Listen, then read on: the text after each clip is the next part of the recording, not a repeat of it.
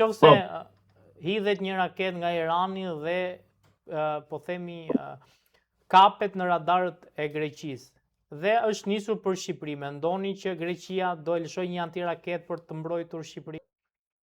Po që se është nisur për Shqipëri se pengoni, ata them unë. Greqia do një Shqipëri të rënuar, të shkatëruar, të çarmatosur, të vjedhur, të grabitur, që të vijë rehat pastaj të marrë vori e piri. Natë ditë atë urdhëron. Edhe nuk ka mbetur Greqia të shkojmë ne ti marrim çamërinë, siç thot zoti Pilinçi për ditë. Do marrim çamërinë do. Ç'të merr? Se nuk e bën bashkimi kombëtar, se ka kohë që flet. Dëgjoj, më detyrove sot të flasë, kisha në mend të flisja. Po më detyrove ti me pyetjet që bën njoftimin që kanë bërë amerikanët.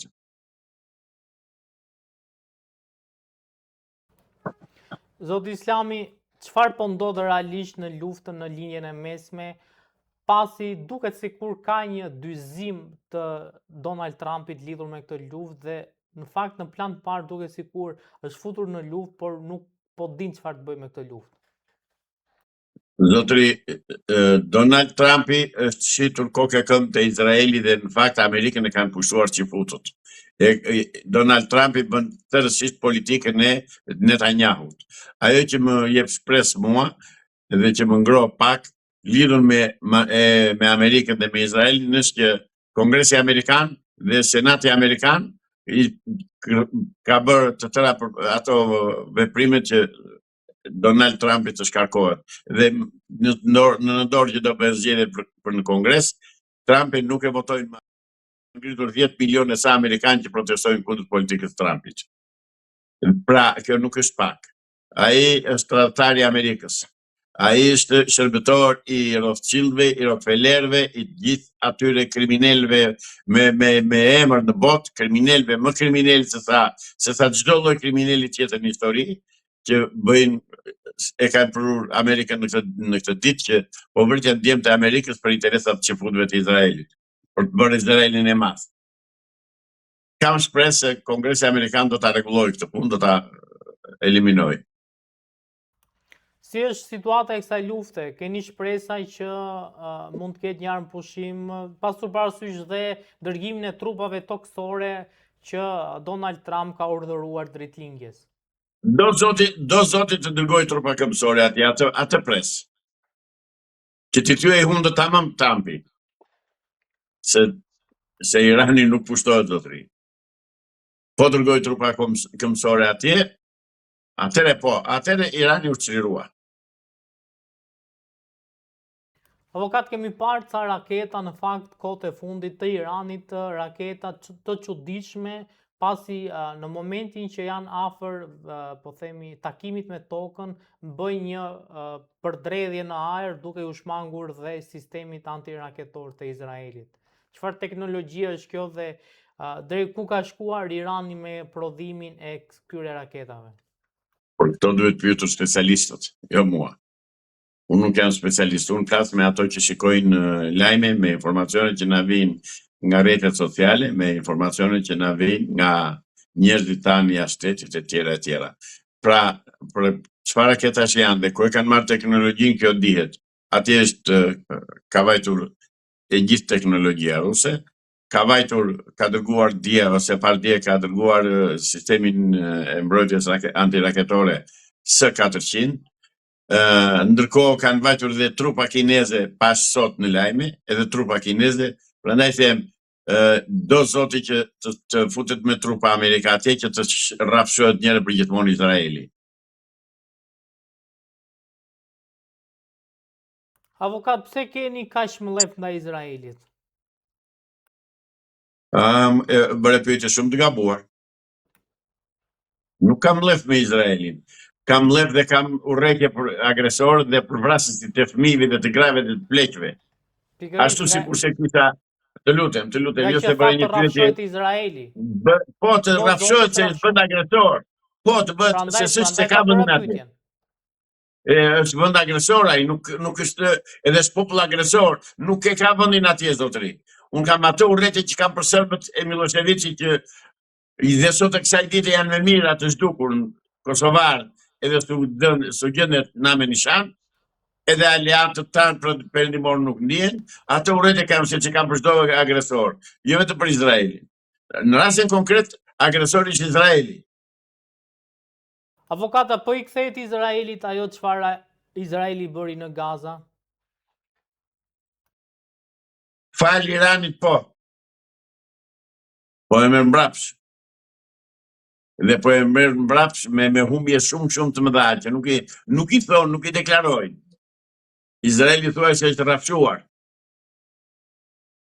Urdhë çfarë shkruar këtu, Rama, pastor Ministrinë e Mbrojtjes thot nga familjarët e vëngut. Do të thënë nga grekët. Nga grekët. Edhe ti thua do na mbroj Greqia neve na iranianët apo na kush do tjetër, jo më zotëri, jo.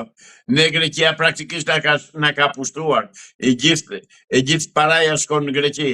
Një fakt do t'u them. Hajtini në Regency Casino këtu te Tajvani të shikoni kush vjen luan Bixhos dhe kush shkojnë parat që grumbullon ajo kazino e Tajvanit aty, kush shkojnë? Shkojnë tëra në Greqi, zotëri. Se është grek pronari. Për të mos thënë pasaj parat e kompanive telefonistë celulare që të tëra shkojnë në Greqi. Zotëri, nuk flas kot. Këto janë prova që nuk i kundërshton dot kurkush.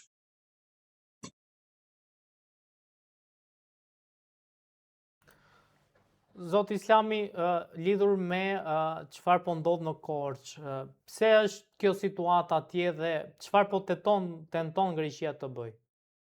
Është me lejen absolute në heshtje të krye hajdutit shqiptar, i cili tani ka filluar dhe vjedh pronat e shqiptarëve nëpërmjet kryetarëve, kryebashkiakëve në përrethe, duke ndryshuar ato hartat kadastrale, duke i korrigjuar dhe duke i quajtur shtetërore, ato që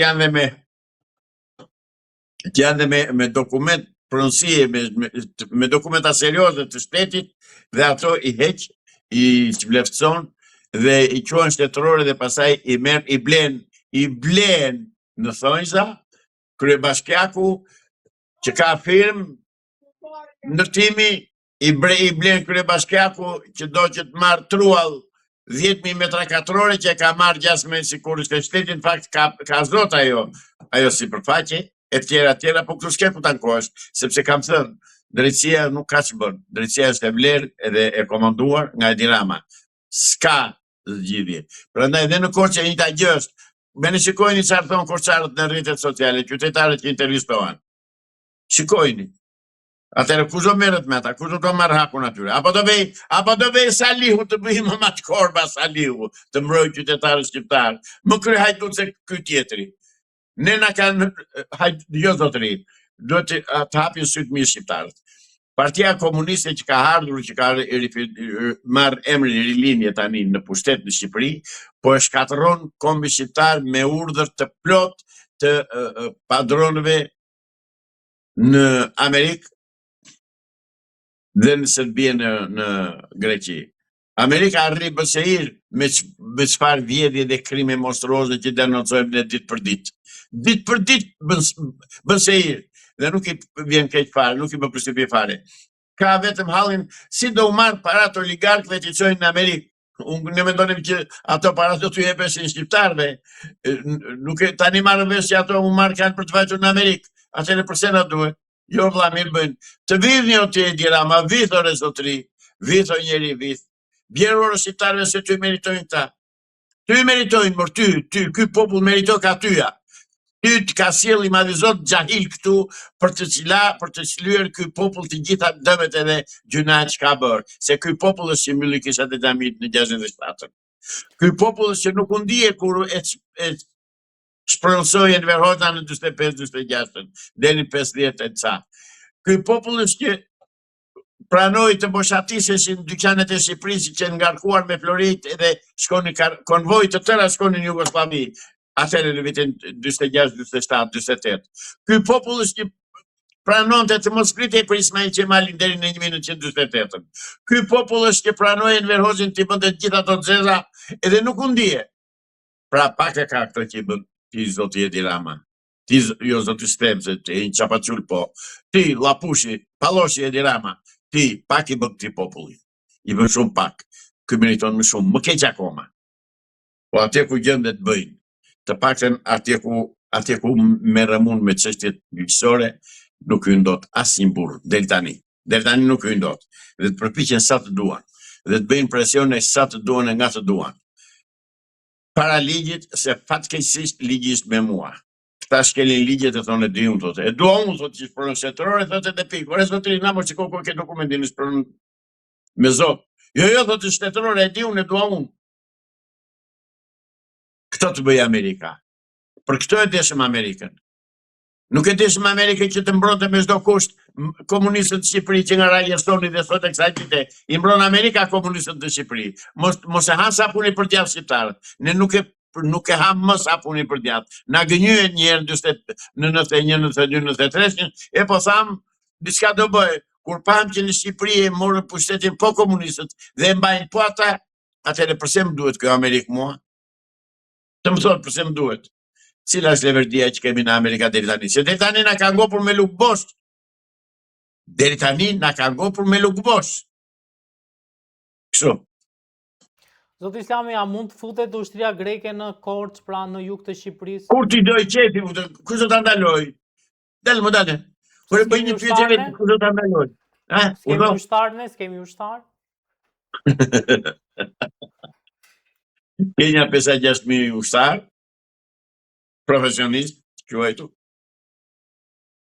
Me ata do ta përballosh, do t'i përballosh divizionet greket. Greket në Kallpaqi, poshtë Janinës kanë një divizion të tërë rreth 30.000 vet. Të armatosur deri dhe me gjitha armët. Me të gjitha armët. Përfshi dhe aviacionin. Me çfarë do e përballosh ti? Jo më zotëri jo.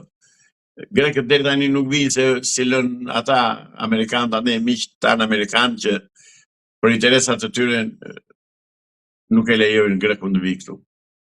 Se cili përpiqet kush marr më shumë pjesë më të madhe. Zoti Islami, duhet kaloj te një temë tjetër që ka lidhje me një propozim që ka bërë zoti Braçe për të qenë ai kandidat për kryetar bashkie i Tiranës. Si e mendoni këtë iniciativë të zotit Braçe dhe besoni që ai mund të jetë një kandidat potencial për këtë bashki? Por e me vërtet i besoni këto, po nuk i njihnin ato manovrat e komunistëve ju akoma e hani sapuni për djathtë. Me të vërtet mendon ti se do konkurro, do dal Braçja ti kundërvihet Edi Ramës? Po jo zotëri jo. Jo zotëri jo. Është teatri i radhës. Për të thënë që ja ne kemi demokraci, kemi dhe opozitë brenda partisë, le kush i ha ato.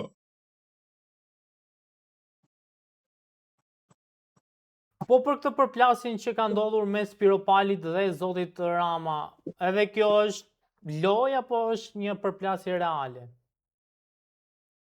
Nuk e konsideroj fare. Se vlen bara qera të merresh me këto gjëra. Sa avokat Piropali ka qenë ministre e jashtme? Ka qenë kryetare parlamenti? Sa merr vesh Gomari nga muzika, merr vesh, më faq po them, sa merr vesh Gomari nga muzika, merr vesh ajo nga politika dhe nga ministria, nga diplomacia. Qa plit mu, nuk e shikoni, nuk e shikoni që ai kudo. A ka qenë avokat, a ka qenë? Në një karrikën e ministrit jashtë, po ndonjë, po ministri i jashtëm nuk qenë. Ka qenë kryetare kuvendi? Po, ka qenë gjithëdhënëse e plotë e mirëfillt e Edi Ramës. Ore gjithçka është Edi Rama këtu, kur do ta kuptoni këtë gjë? Po se që I ka të tëra vetë mëndor, i ka, urdo? Ata u zunë në mbledhje, bën debatën në mbledhje. Se nuk deli Edi Rama dhe ajo zonja t'japi në konferencë shtypi, se nuk deli ajo zonja t'japi në konferencë shtypi. Ajo ka folur me kode, Ato kode t'i mbajnë për në parti, jo për popullit. Pra, që flet me kode? Se duan të merren vesh. Se ajo që është opozitare e vërtet brenda partisë dhe le thot, po dëgjoj se kam harruar të them një gjë që është thelbësorja. Në Partinë Komuniste të Shqipërisë, Partinë Komuniste të Punës Socialiste të Shqipërisë, Rilindje, o do vdesësh në karrikën e partisë, o do rish O do i qërohesh, domethënë do të vrasi, do të zhdukin, o do rrish në parti. Kundërshtim nuk ka, mendim të kundërt nuk lejohet. Dalje nga radhët e tyre nuk lejohet, e kanë rregull të brendshëm. I njohëm, kemi u plaka unë me ta, u linda, u rrita dhe u plaka me ta, i njoh mirë, i di se si funksionojnë. Pra, askush të mos pres që ata të kenë divergjenca brenda. Ata që kishin divergjenca me Marifet, u njoftuan të largoheshin vetë, ikën.